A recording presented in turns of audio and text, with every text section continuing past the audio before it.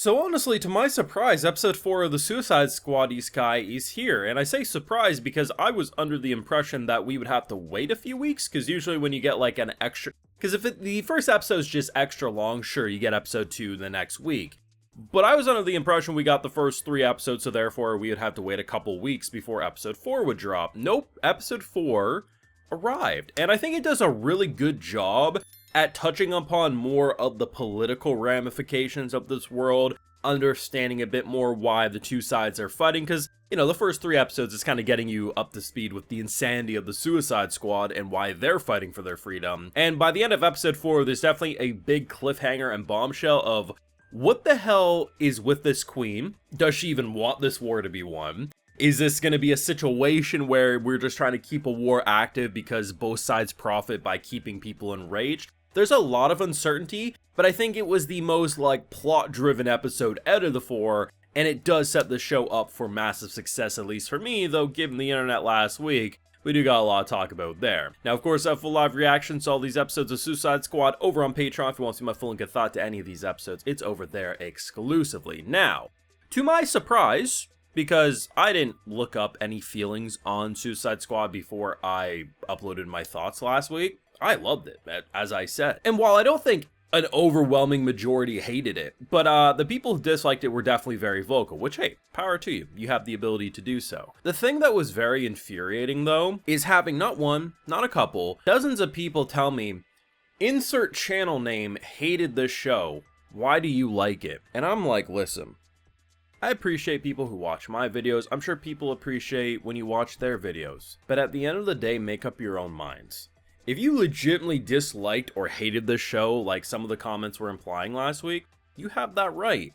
But I discredit people's opinions once they start parroting other people's thoughts, especially when those thoughts were just clickbait. If we all simply agreed on what is good or bad, every anime in existence would be the exact same because it is catered to the exact universal opinion. There is tons of stuff each season that I don't watch. You know, contrary to popular belief, this is something that's also a little infuriating. I don't watch every anime that airs in a season. There's over 100 shows that get released, both with TV, OVAs, movies. I watch, what, 15 to 20 in a season? Which is a lot, sure. But here's the thing.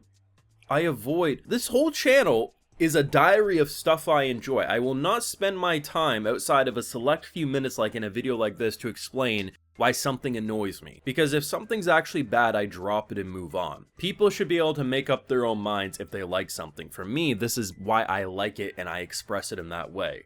So please, for the love of God, whether it's me, and I'm not saying this just for other channels, I don't want a single subscriber of mine to go around and try to act like other people can't have a different opinion because I feel a certain way. I think My Home Hero is one of the best anime in the past few years. 3 people and a dog watched it, including me. That's okay. It gets annoying when people don't like stuff you enjoy, of course, but I'm not mad that people have a different opinion. That's just all I needed to say about that, because we're only 4 episodes in and people are acting like Suicide Squad is just like the worst abomination because other people are telling them to. And here's the thing. I also did have people explain why they didn't like it, and it was clearly their own opinions. I see you, I appreciate you, even if I disagree, like, oh, there was too much flashing and stuff in, like, episode 3. That's okay, but you know what I'm talking about. Now, here's the thing, though. I like superheroes, whether they're the complex version of superheroes or the surface level. And here's the thing, most superhero comics are pretty simple fun. They are. And I do wonder if there is a large majority who aren't super big into like Marvel DC comics and are kind of surprised that a Suicide Squad series is kind of basic at face value. Granted, episode 4 does progress more on the Isekai world side of things, which is nice. But at the end of the day, while each series of superheroes or anti-heroes or villains usually has like select comics and stories that like people rave about, I don't look at superhero stuff as being like the magnum opus of storytelling. They're just fun for me. And that's why I enjoyed the first 3 episodes. But with episode 4, I think it was the most plot relevant. What was nice was actually getting a bit on the backstory of the princess, who clearly seems to be a lot nicer than the mom, the queen. At first I thought it was a little sister, because I just completely forgot what that man looked like in terms of present day. So, you know, I'm just like, okay, does she have a little sister here? But seeing the fact that, you know, she used to run off into the village, blend in with the common folk, her friends as a child would be like, oh, are they still fighting? Where are they fighting now? Just wanted to add, it's also clearly very messed up how the mom, aka the queen, most likely killed that pal of hers, given that after she realized she was hanging out with the common folk, the next scene we see is his grave, which is incredibly messed up for someone who just wants to end the war, but it has me suspicious. It feels to me that since this battle and war has been going on for so long, my hunch and my guess right now is that maybe the Suicide Squad are doing a little too well, and it's almost as if, you know, the constant warfare is probably best for the political powers at play, both for the Queen and maybe the other side, and maybe they're doing a little too good to a point where maybe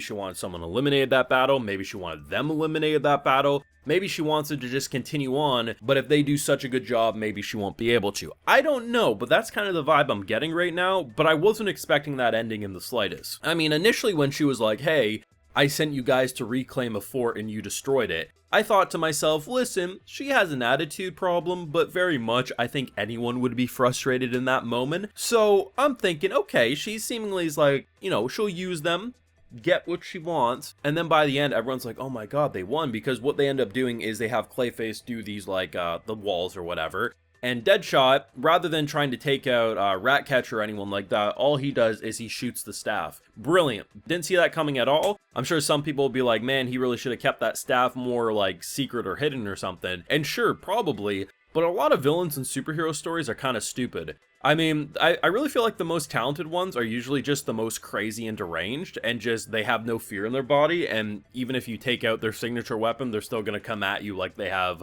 nuclear bombs in their hands, and that's just fantastic. One theory I did see last week, which has my interest, is people are wondering if Joker's gonna be like the king, or like is going to be like hidden in this world somewhere and we're gonna end up discovering him, which honestly, the more I think of it, the more likely that does become. We did focus on some flashbacks in this episode with Joker and Harley, and man, he was a psycho, and I do want to see more of Joker, of course, one of my all-time favorite comic book characters, and the adaptation and what they're doing with Harley here is such a fun vibe. She almost looks like Margot Robbie's like Harley Quinn, but obviously with this very unique persona. Just very, very good stuff. If people end up hating the show, overall, like a vast majority, it is what it is. I'm gonna keep on watching it and enjoying it, but I do want to just, if the biggest takeaway I hope from this episode is, one, you can at least see that it's not just a bunch of superheroes or anti-heroes or villains just dicking around. Like they clearly, they got the personalities down pat. Shark's just an entire vibe in an episode like this, but they clearly wanted to focus on the world side of things a bit more, and I think they did a good job.